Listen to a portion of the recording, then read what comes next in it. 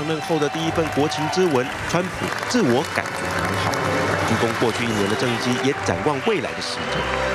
但上任后，通俄门阴影挥之不去，在国情咨文演说里，川普还是得极力撇清。Around the world, we face rogue regimes, terrorist groups, and rivals like China and Russia that challenge our interests, our economy, and our values. 延续国家安全战略报告与国防战略报告的基调，川普在演说中持续将中国与俄罗斯视为威胁美国利益的竞争对手。即便一直存在莫名的俄罗斯情节，川普在面对美国政治圈的氛围，自保也从善如流地把俄罗斯打入新冷战的敌对阵营，更在发表国情咨文前加码演出。The U.S. government has released a list of Russian oligarchs and politicians who have flourished under Russian President Vladimir Putin's regime. Now, in total, there are 114 politicians and 96 businessmen.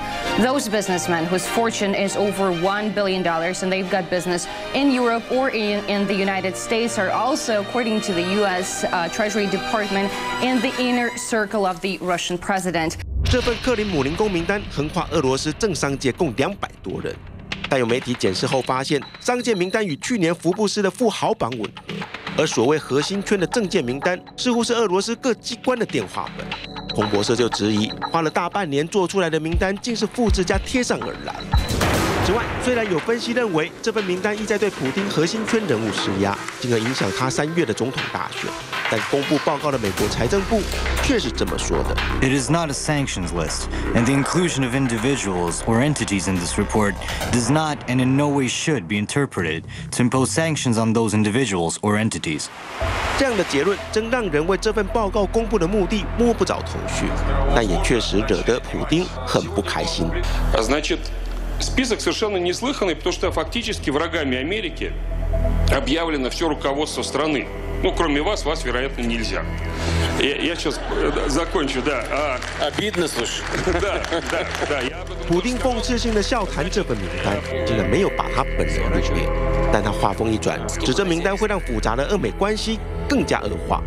Заносят Россию в один ряд с Северной Кореей и Ираном и одновременно просят нас поучаствовать в решении северокорейской ядерной программы и подумать на тему о том, что можно сделать на иранском направлении. Но это разве не глупость? 然而，普丁说他不会因此对美国采取报复，这也让这份克林姆林宫名单成了国际笑话。但川普发表国情咨文前，营造新冷战的氛围，手法还不止于此。CNN is learning that a Russian fighter jet flew dangerously close to a U.S. Navy plane over the Black Sea, and the U.S. Navy just released this incredible video. You were looking at a Russian military jet coming within 5 feet of a U.S. aircraft in international airspace over the Black Sea. 这起俄美军机对峙事件发生在29号的黑海上空，隶属美军第6舰队的一架 EP-3侦察机遭俄军苏凯27盯梢半飞，两机纠缠了2个多小时，最近距离只有1.5公尺。苏凯27还一度高速切入 EP-3飞行路径，以喷射气流招待，吓得 EP-3不得不改变航道返航。美军事后批评俄军这不安全、不专业的拦截行动，而刻意在川普发表国情咨文前夕公布这起军机对峙画面，落实了俄罗斯对美国造成的挑战。I think it's part of a pattern that Vladimir Putin has been demonstrating for the past several years.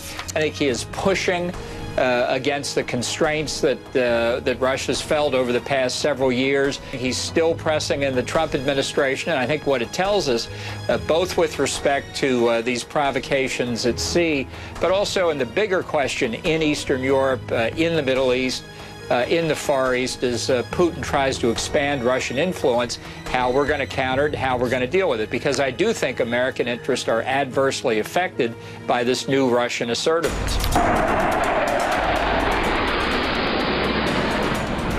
The Pentagon Wednesday released dramatic video of the jets flying extremely close to the ship more than 30 times over 2 days. 事实上，自乌克兰危机爆发，俄罗斯并吞克里米亚后，以美国为首的北约与俄罗斯间的军事对抗就不断升温。双方在海空的抵近侦察与拦截对峙，除了频率超过冷战时期，更演变成一场军备竞赛。稍早，普丁前往喀山航空制造厂，见证最新的图160M2的试飞。这是前苏联时期图160核战略轰炸机的最新改良版。去年底，图波列夫设计局强化了图160的航电系统与精准制导，推出升级版的图160M2。外形与美军 B-1B 枪骑兵类似，但体积比 B-1B 大上1/3，能超音速飞行，最大航程14000公里，更能携带核子巡弋飞弹，具有全球核打击的能力。Серьезный шаг в развитии высокотехнологичной сферы и в укреплении обороноспособности страны, потому что это один из элементов нашей ядерной триады в воздухе.